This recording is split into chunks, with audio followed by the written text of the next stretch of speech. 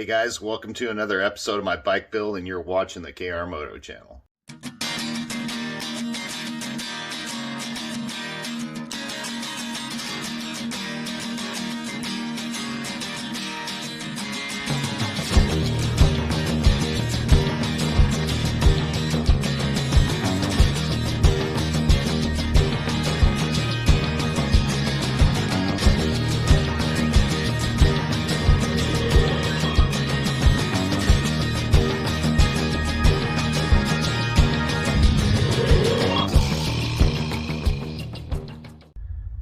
Hey guys, what's going on? I know I haven't done a video in a couple of weeks. 4th of July stuff, work, whatever. But I'm going to show you what I got going on with the bike again.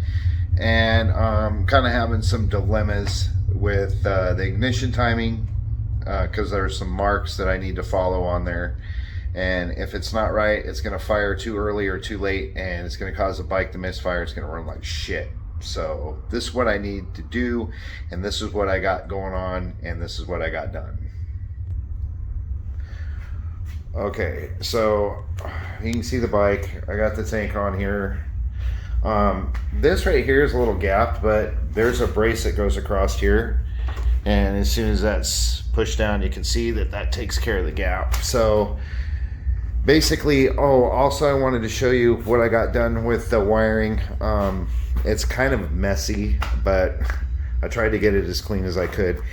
Anyway, this down in here is what I've got my coils ran to with this Helena ignition switch here, the relay. And basically I got a negative going to the ground. I got a power wire going directly to the battery with, I've got a, if I can get the camera into focus here, I've got this running up to, this is for my tank, this is for my fuel gauge, but basically underneath here, there is a 10 amp fuse under here, which runs down through here, runs up to the ignition, and then my coils run down through here. But basically, just got the relay wired up, and that's all good, related to the switch. So I got all, my rectifier all hooked up. I got all my wiring hooked up, my rear brake switch. These wires right here, they're useless. So I'm gonna do something with these. But basically what I got going on here is, let me show you this here so you guys can see this. So I got my Dana coil ignition head right up in there. And usually on these ignition systems, you have the 2 and the 3 there, and then you have a mark behind there. I know that looks like a mark, but it's not. I'm trying to get a close-up view of this here. Get it adjusted. On the plate itself, there is a mark, but behind the 2 and the 3. So basically, I'll show you what you got going on here. So basically what you do is you rotate the motor. And we're gonna rotate it around. And I've got the 1 and the 4 set up. So there's the top dead center on the 2 and the 3. And you have the 1 and the 4 right here. And that is fully advanced right there, that mark behind the 1 and the 4. So that is fully advanced. Right there. Let me get this light up here so you guys can see that, the 1 and the 4. You can see that on there. So that's fully advanced. So basically what you do is you set that on the 1 and the 4, and you want to turn this here to where this is completely at the end, and then the light will click on, which I already did that with the test light. I'll show you that later. I'm gonna have to do a second video, a second part to this, because it got too late, and I got off work late and I was doing other things, and I just kind of, you know, started working on this thing. But basically what you do is you rotate this on the rotor right here, and once it gets to all the way to the end right there and the light comes on, you're on the 1 and 4 cylinder. But the 2 and 3, it does not have that mark behind there. and I'll show you once again. We're going to rotate the motor to the 2 and the 3. There is like a, I don't know, it's like a dent, I want to say.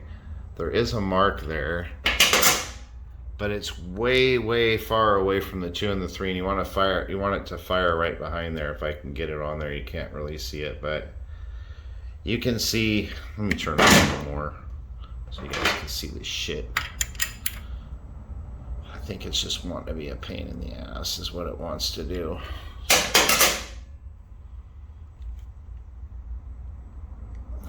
Get the light in there so you guys can see the 2 and the 3, and there's no line behind the 2 and the 3, so I got to go over through the book and find out what's going on here and try to get this thing lined up so it fires right on the 2 and the 3.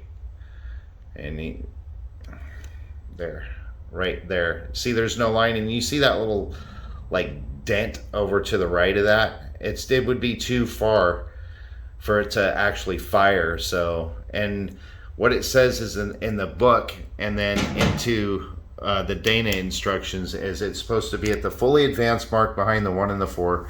It's supposed to be a 1/2 inch away from the F mark.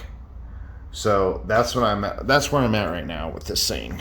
So, but basically I got all the wiring hooked up. I'm still waiting on my seat. I'm gonna try to contact the guy tomorrow and find out what's going on with it. But I got some Suzuki stickers on here. These are not permanent because this is actually going to be painted on here, but these are just vinyl stickers and they'll come off pretty easy. They stay on there real good, but they come off really easy. They do not disturb the paint.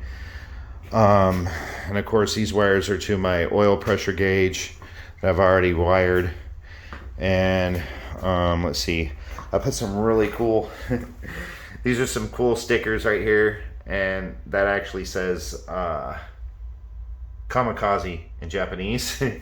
I thought that was cool. But tomorrow, hopefully, if I have enough time, I'm going to go into my buddy Shay's house and got my other hopefully it's got this side of the reflector still left on my other bike, and I can put it on this one and finish this up. But basically that's what I got going on for tonight. I just I've been working too many hours, man, at work. I've been working 6 days a week, and it sucked because I haven't had any time to actually do anything with this thing, and it's really annoying. It's pissing me off. But basically you can see what you got going on here in the book. This is a fully advanced mark right here on the ignition on the 1 and 4 2300 RPMs.